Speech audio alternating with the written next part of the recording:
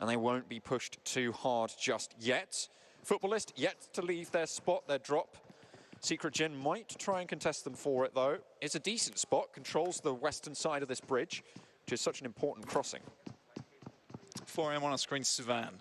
Dude, that guy is absolutely nutty for that team. I think he'd put up, I think it was 70 kill. Actually, I'm not even completely sure of the number at the end, but it was around about a third of the total kills for the team at the end of the PMGC League stages. It was absolutely ridiculous, to be honest with you. So once this guy's alive, if he's staying alive, then you know some good stuff are going to happen for 4AM indeed.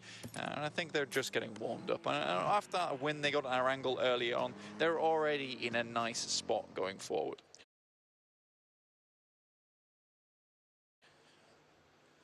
Footballists are just sort of vibing right now. Yeah.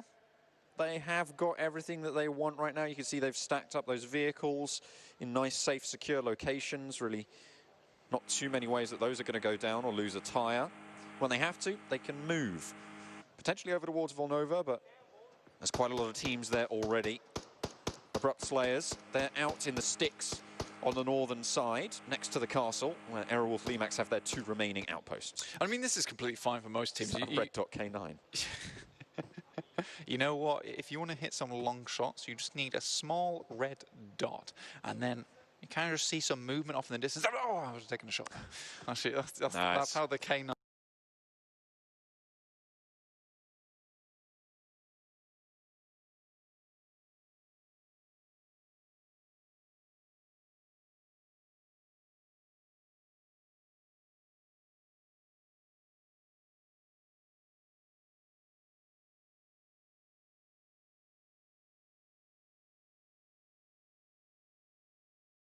Works. It's no scope or no hope, to be honest. No scope or no hope.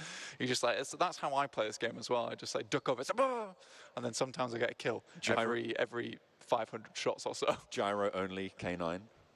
Max sensitivity. That would be pretty... Max damage. That is true. Damage scales with sensitivity. Yeah, I could do like a ridiculous 900-degree turn in about a 0.5 second. With gyro, you're just on a... Me in my spinny chair at home. Don't be ridiculous, boy. That's not how they play these games. I actually do know some people who do play in a spinning chair and then they actually just spin to change direction. I know some people who actually do that. I think Hot Jukes actually does that. I'd have to double check. I don't know where he is. I need... Hot Jukes, please. Hot Jukes, please. Come here. Verify these facts that we're claiming about you. Oh, dear. Na'Vi, they've made their push a little bit closer on the western edge of Winery. They're getting closer to RRQ as well. And might actually come to blows at this stage. Class Digital Athletics, they're holding out just to the south of Tovar. Do you play on a spinny chair? Of course, have to.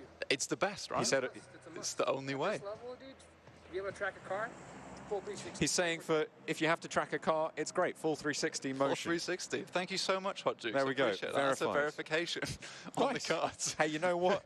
We got it done. That's all I'm going to say. Footballist, they have still maintained their sanctuary, their sanity as well for the time being. I mean, football is not the worst position for them. I just worry for them going forward. I mean, the circle seems to be heading more and more towards the northwest here. It will eventually leave them. Na'Vi towards that elevated position towards Winery. This is good for intel going forward. We know PUBG Mobile is an information game at heart. If they can acquire a little bit of that going forward, it'll be great for them. Let's take quick stock of these players. Na'Vi has 1 knock, as do Class Digital Athletics. You can see Matic going over to pick up his boy Meku. There we go, not too sure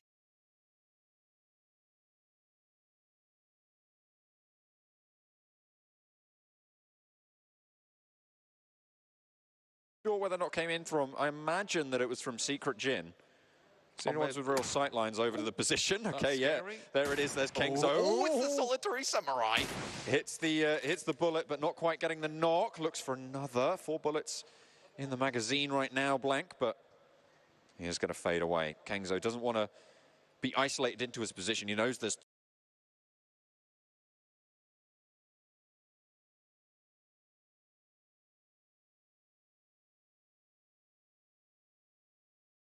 two more members of Na'Vi out there biding their time. That guy is pretty scary, I won't lie to you. So I wouldn't count Secret Jin out just yet. Take a look down to 4AM at the moment. You can see them down here, Alpha 7 and 4AM. Their damage comparison. 4AM obviously not doing a huge amount of damage. They did wait out a lot of these games, but still 1,700 for how patient they've been is quite a big number, to be honest with you. Yeah, I mean, they're doing pretty well, both of these squads, however. And they're right across the ridge lines, which is why this comparison is actually quite interesting there. Both pretty big numbers there. There is quite a difference in that damage, but it is very early into these games.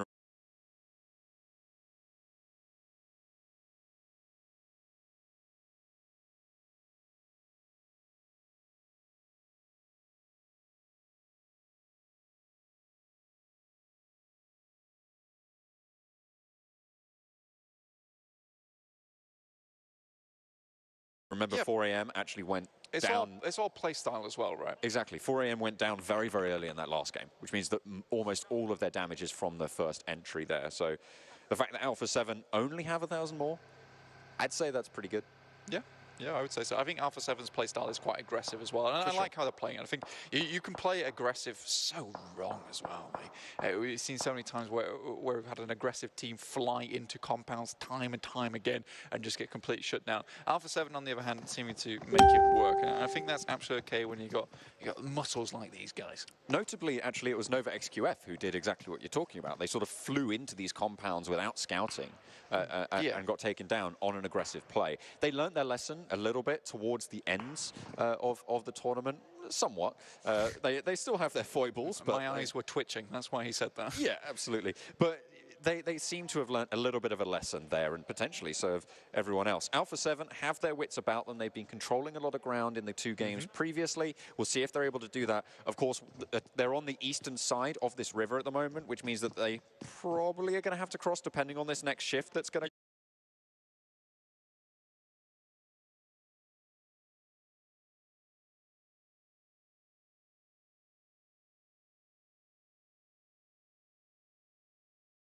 come in a few seconds, so they won't have as much control as they once did.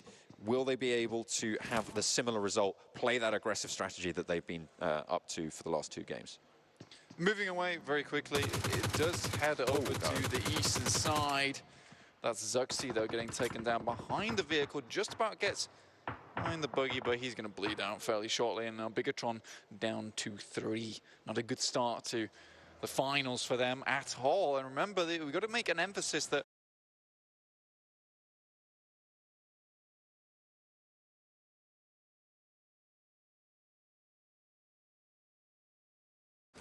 only 24 matches total. Every single match counts even more than before because you need to get those points on board and make it fast.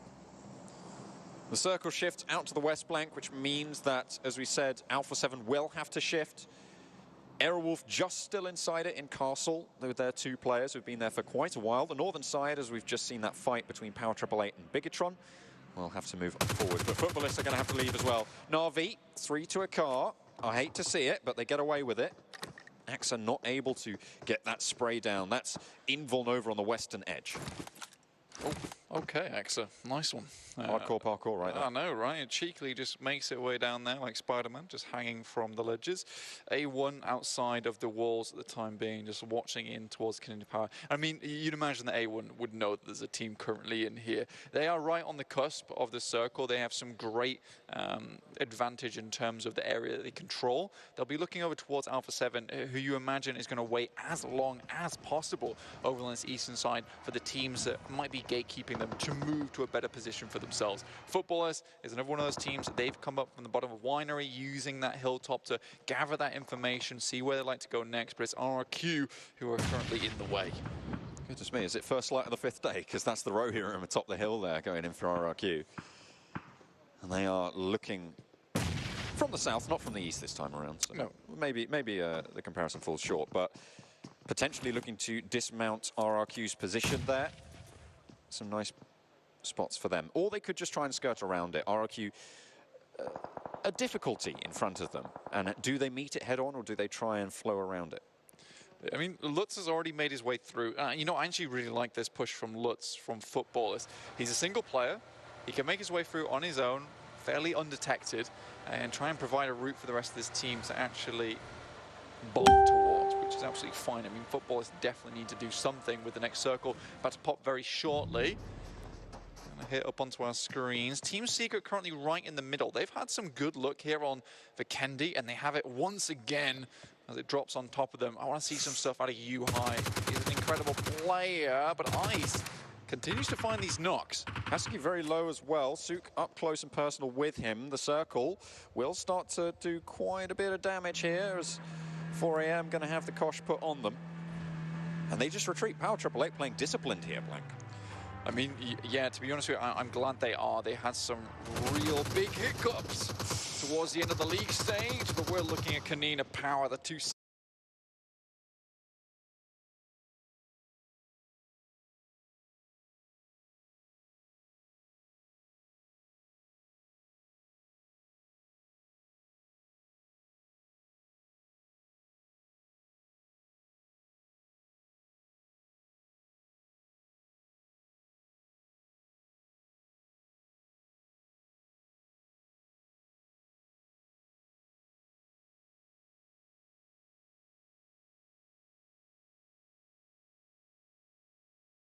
CIS teams here for this finals, going head-to-head against one another. Alpha 7 taking a lot of punishment on the eastern side from Zeus, actually going very, very low, down to one player. But in the meantime, Kanina Power continue to clash on the western end of Villanova with Na'Vi. They've only had one knock so far into Meku, and they potentially are going to be able to res this. Kanina Power backing off, it seems, for the time being. 4AM really having a rough time of it.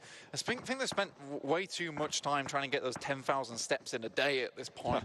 I think they just need to get into the circle and find a position. We've seen so many times on Vikendi where they have just shot towards a position in the circle itself, find a nice compound. But here, I think they're just playing a little bit too hesitant. It is fine because they've still got some points on board from the beginning of the day, but that lead that they'd begun so early is starting to get away from them.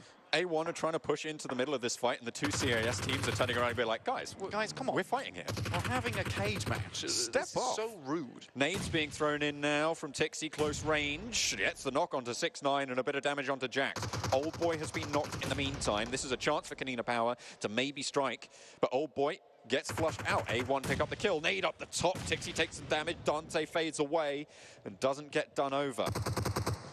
You know, Tixi should be dead there. That grenade exploded right within the frame, so only took a little bit of brunt damage there, unfortunately, for A1. So Tixi counting his lucky stars at the moment. Na'Vi now down to just 3. That Secret Jin also going out towards the south side. NovaXUF just holding it down over the side of the road. Lucky once, not so lucky again. Tixi gets knocked. The nade finds its mark this time around. And will be still in Villanova, the arena of their combat. Bigatron very, very low. Luxy last standing there. Has to heal up a sliver of HP. Both Ryzen and Microboy trying to hold on, but the spray down from 4 Angry Men will eliminate